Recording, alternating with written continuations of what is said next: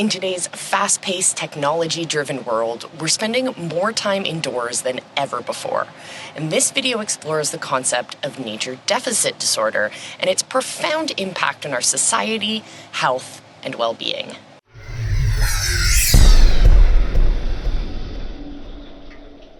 So what exactly is nature deficit disorder? Well, it's not a medical diagnosis, but it's rather a term coined by an author, Richard Louv, in his 2005 book, Last Child in the Wood. In this book, he used the phrase to describe the growing disconnection between humans, particularly children, and the natural world. It's the idea that if we spend less time outdoors, we're missing out on the physical and psychological benefits that nature provides.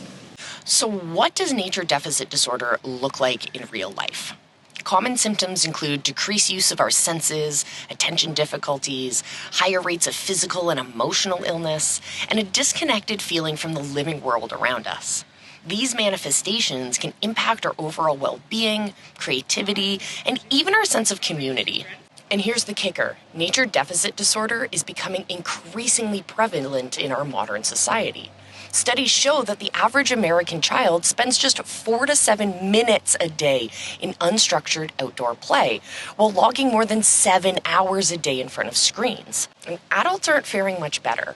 With urbanization on the rise and technology dominating our work and leisure time, many of us are experiencing a nature deficit without even noticing it. Understanding nature deficit disorder is the first step in addressing it.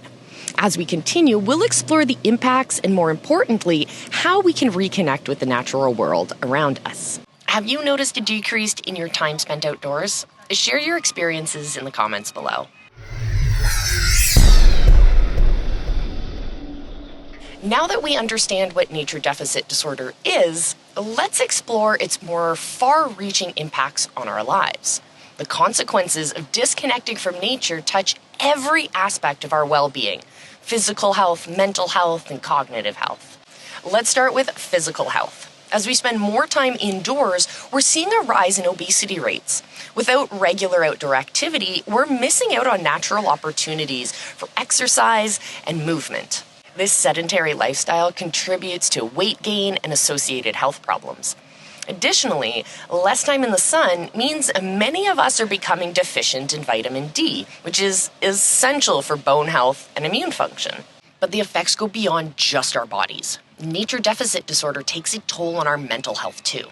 Studies have shown that reduced contact with nature correlates to increased stress levels, anxiety, and depression.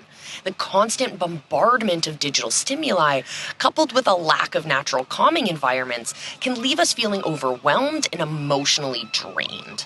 Cognitively, we're also seeing significant impacts. Nature has a unique way of stimulating our minds and fostering creativity.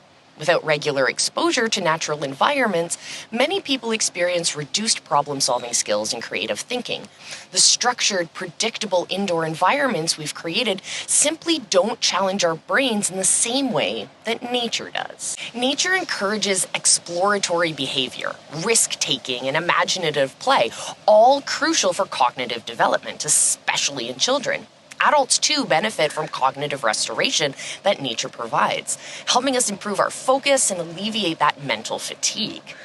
In essence, nature deficit disorder isn't just about missing out on fresh air and scenic views. It's a complex issue that affects our health, our happiness, and our cognitive abilities in profound ways.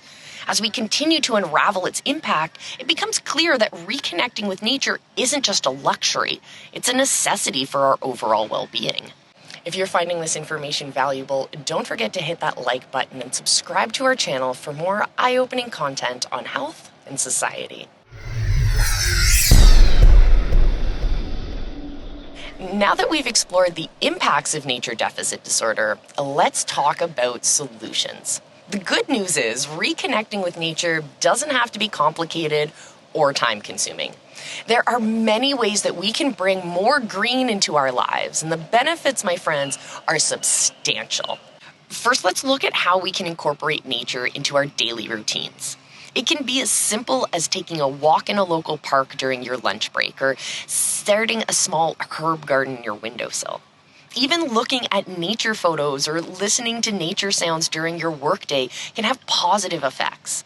The key here, though, is consistency, making these small nature connections a regular part of your day. On a larger scale, urban planning has a crucial role to play. Many cities are recognizing the importance of green spaces and are integrating them into their development plans. This includes creating more parks, planting trees along the streets, and developing community gardens. These urban oases not only provide opportunities for nature connection, but also improve air quality and create habitats for local wildlife. We're also seeing a rise in nature-based education and therapy programs.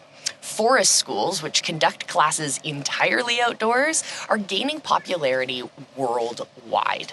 These programs allow children to learn and play in natural settings, fostering a deep connection with the environment from a very early age. For adults, nature therapy or ecotherapy is becoming a recognized treatment for various mental health issues. This can involve guided walks, horticulture therapy, or even forest bathing, a personal favorite of mine, the Japanese practice of mindfully experiencing the forest atmosphere. The benefits of these nature-based solutions are far-reaching.